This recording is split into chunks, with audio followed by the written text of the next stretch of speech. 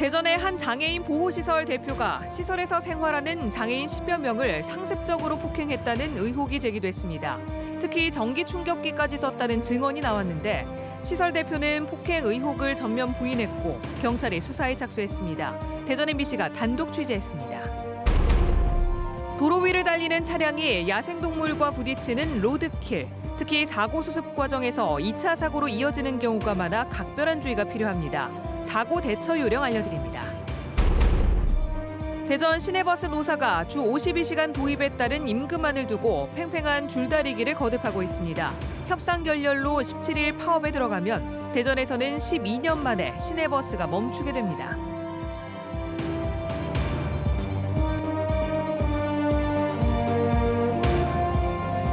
여러분 안녕하십니까? 뉴스데스크 오늘은 대전 MBC 단독 보도로 시작합니다. 대전의 한 장애인 보호시설 대표가 시설에서 생활하는 장애인 10여 명을 상습적으로 폭행했다는 의혹이 제기됐습니다. 충격적인 것은 손찌검은 예사였고 특히 전기 충격기까지 썼다는 증언이 나온 건데요. 시설 대표는 폭행 의혹을 전면 부인했고 경찰이 수사에 착수했습니다. 김태욱 기자입니다. 대전의 한 장애인 보호시설에서 생활하는 한 남성의 어깨에 빨간 반점이 수두룩합니다. 또 다른 장애인의 무릎에도 붉게 부어오른 상처가 발견됩니다. 전기 충격기로 받은 상처라는 것이 피해자들의 주장입니다. 지지지 누가 했어요? 대표님이. 대표님이 했어요? 어디 했어요? 어딜 지지지 했어요? 네. 팔을 했어요?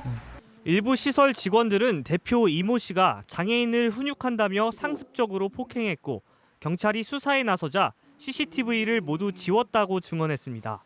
그래서 전기 충격기를 사용한다는 얘기를 듣고 이거는 참을 수 있는 지경이 아니다 해서 이 씨는 전기 충격기 사용은 물론 폭행한 사실이 전혀 없다며 의혹을 모두 부인했습니다. 제 주변 사람들 누구도 본 사람도 없고 저 역시도 하지 않았기 때문에 했다고 얘기할 수도 없는 거고요. 직원의 신고로 수사에 나선 경찰은 이 씨를 장애인보호법 위반 혐의로 입건했고 보호시설에 2달간 접근하지 못하도록 조치했습니다.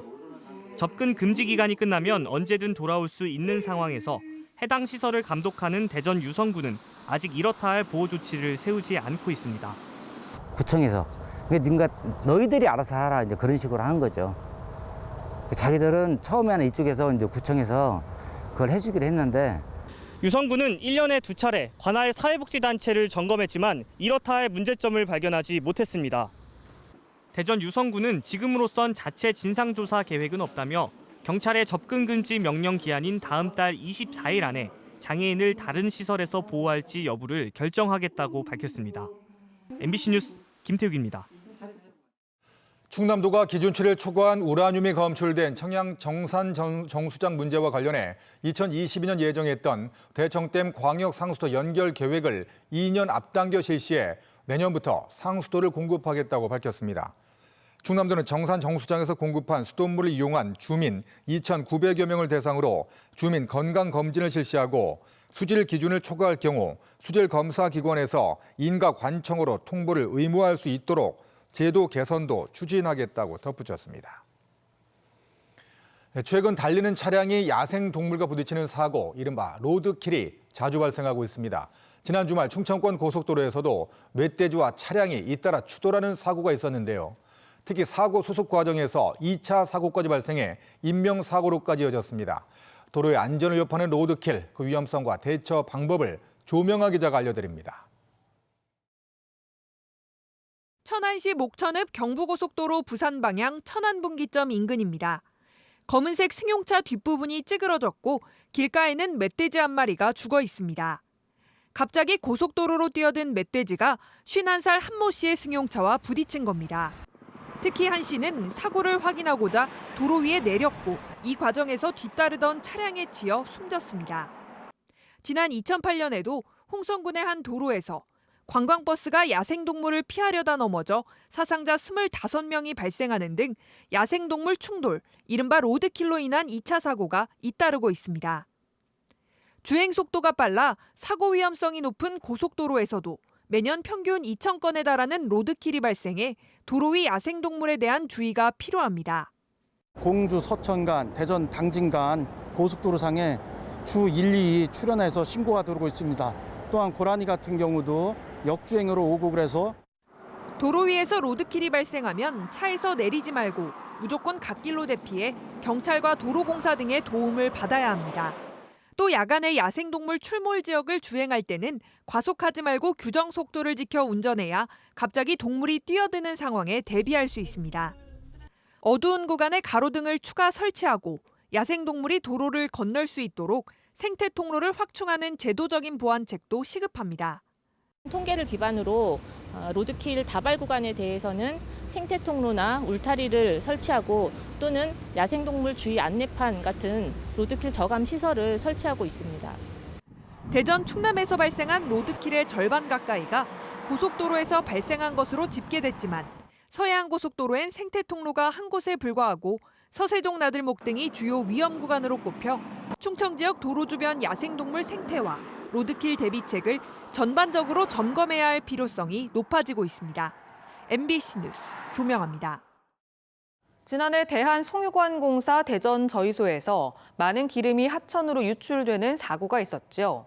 이 사고로 인근 주민들의 피해는 물론 환경 복구에도 많은 시간과 비용이 들었습니다. 그런데 같은 곳에서 또 기름띠가 발견돼 환경부와 지자체가 원인 조사에 나섰습니다. 이승섭 기자입니다.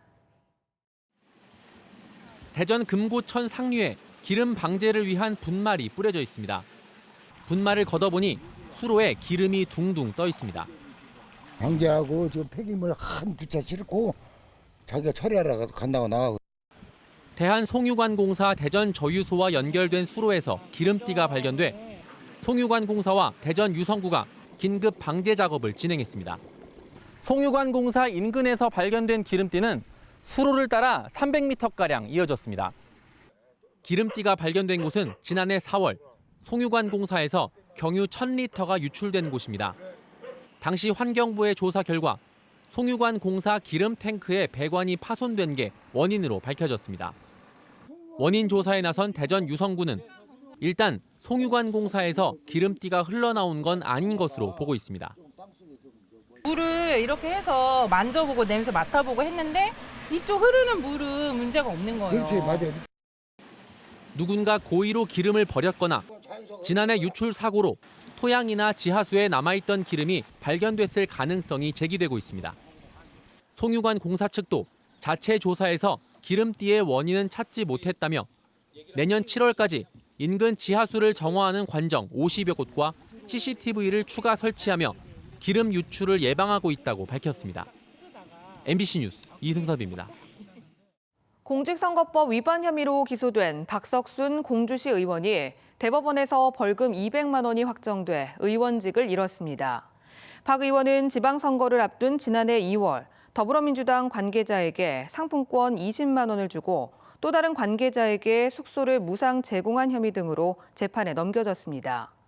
공주시 선거관리위원회는 민주당 비례대표 의원인 박 의원의 의원직 상실에 따라 비례대표 2번인 오희숙 씨에게 의원직을 넘길 예정입니다. 우정 노사가 9.15 예고한 총파업을 하루 앞둔 오늘 극적으로 협상을 타결했습니다. 이번 중재안에는 위탁 택배원을 포함한 집배 인력 988명 증원과 내년 농어촌 지역부터 주 5일제 적용, 우체국 예금 수익의 우편 사업 사용 등이 담긴 것으로 알려졌습니다. 우정 노조 측은 이번 중재안에서 정부의 집배원 과로사, 근절 의지를 확인했으며 우편 대란 등 국민적 불편을 고려해 파업 철회를 결정했다고 밝혔습니다. 대전 시내버스 노사가 주 52시간 도입에 따른 임금안을 두고 팽팽한 줄다리기를 거듭하고 있습니다.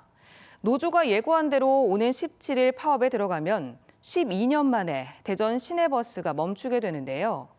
파업 찬반 투표가 모레로 예정된 가운데 막판 노사협상에서 절충안을 찾을 수 있을지가 관건입니다. 이규성 기자가 보도합니다.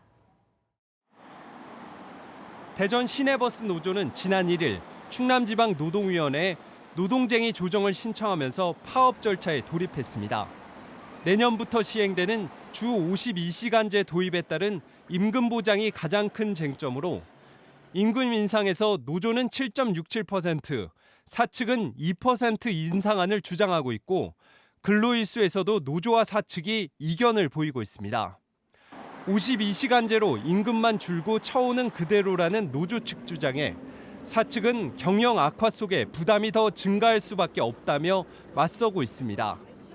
근로 형태의 문제가 들이댔고 임금 인상 부분, 그 부분이고 사측에서는 지금 자꾸 말을 바꾸는데 절충안 저희는 나올 수 있을 거라고 보긴 하는데 또 노조 측 입장이 어떤지 몰라가지고 확답은 못하겠네요. 오는 10일 10개 버스 업체 1,500여 명의 파업 찬반 투표가 실시되고 파업이 가결되면 17일 첫 차부터 운행이 중단됩니다. 대전시는 남은 3차례 조정에서 다른 시도처럼 4% 인상한 수준에서 타결될 여지가 있다고 보면서도 파업에 대비한 수송 대책 마련에 들어갔습니다. 도시철도 증편과 택시 부재, 버스 전용 차로제 해제, 공공기관 학교 시차 출근제 등과 함께 전세버스 200대와 관용버스 34대를 추가 투입할 방침입니다. 저희가 한 640여 대를 비상 수송 차량으로 운행을 하게 되기 때문에 커다란 불편은 없을 것으로. 대전 시내버스가 멈출 경우 2007년 파업 이후 12년 만으로 남은 기간 노사 양측이 절충안을 마련해낼 수 있을지 주목이 쏠리고 있습니다. MBC 뉴스 이교선입니다. 이낙연 국무총리가 일주일의 절반 이상을 세종에 있겠다던 약속과는 달리 그동안 총 근무일의 36.1%만 세종에서 근무한 것으로 나타났습니다. 세종참여연대가 국무위원 취임 후 정부 세종청사에서 지낸 이른바 세종 근무율을 조사한 결과 해수부 문성혁 장관이 50%로 가장 높았고 농식품부 이계호 장관이 44.9%로 뒤를 이었습니다. 반면 기획재정부, 보건복지부, 교육부는 장관의 세종청사 근무 정보를 비공개했는데 세종참여연대는 장관들의 행정수도 의지가 매우 낮다며 정부 부처들의 수장부터 모범을 보여야 한다고 지적했습니다. 일본의 반도체 디스플레이 소재 수출 규제와 관련해 양승조 충남도지사가 실국 원장회의에서 일본의 무역 규제는 세계 경제 질서에 역행하는 불공정 행위라며 심각한 유감의 뜻을 표한다고 말했습니다. 양 지사는 충남은 반도체와 디스플레이 수출액 비중이 60%에 달해 일본 수출 규제에 따른 영향이 클 것으로 우려된다며 갈등 상황이 장기화해 피해가 커질 경우에 대비해 도내 관련 중소기업에 경영 안정 자금을 지원하는 등 여러 방안을 검토하겠다고 밝혔습니다. 박영순 대전시 정무부시장이 허태정 대전시장에게 사표를 제출했습니다. 지난해 6.13 지방선거에서 더불어민주당 대전시장 후보 선출을 놓고 허 시장과 경선을 벌인 데 이어 정무부시장에 기용돼 민선 7기 시정을 함께 이끌었던 박 전 부시장은 내년 21대 총선에서 대전 대덕구 출마가 예상되고 있습니다. 아산 온양여고 학생들이 가출산한 어미 길고양이를 쇠파이프로 때려 중상을 입힌 학교 경비원을 처벌해달라며 청와대 국민청원 게시판에 글을 올렸습니다. 지난 5일 국민청원에 오른 글에 따르면 학교 주변에 살던 길고양이가 교내로 들어와 무인 경비 시스템을 울리게 했다는 이유로 기숙사 경비원이 쇠파이프로 때린 뒤 꼬리를 잡고 벽에 내쳤다고 주장하고 있습니다. 경찰은 CCTV와 목격자 등을 토대로 사실관계를 조사 중이며 해당 경비원은 혐의를 부인하고 있는 것으로 알려졌습니다. 오늘 새벽 4시쯤 서산시 운산면의 한 조립식 주택에서 불이 나 65살 A씨가 숨졌습니다. 또 이 과정에서 일가족 9명이 대피했으며 불길은 주택과 가재 도구 등을 태우고 1시간 반 만에 꺼졌습니다. 경찰과 소방당국은 장애를 가진 A씨가 불길을 미처 피하지 못한 것으로 보고 정확한 화재 원인을 조사하고 있습니다. 기초과학연구원 IBS에서 연구원을 감시하기 위해 실험실에 CCTV를 설치했다는 의혹이 제기됐습니다. IBS에 따르면 지난 2014년 5월 모 연구위원이 장비 도난을 막기 위해서라며 연구실에 CCTV를 설치했지만 연구원들이 업무 감시용이라며 반발하면서 7개월 만에 자진 철거한 것으로 알려졌습니다. IBS는 지난 2016년 한 연구원이 사내 게시판으로 이 문제를 제기하면서 논란이 됐고 결국 당사자 사이 중재로 마무리된 사안이라고 밝혔습니다. 대전지법 제1행정부가 13년 사이에 두 번째 음주운전으로 전역 처분을 받은 육군 부사관 A씨의 전역 처분 취소 소송에서 육군의 손을 들어줬습니다. 대전, 세종, 충남 소식이었습니다. 시청해주신 여러분 고맙습니다.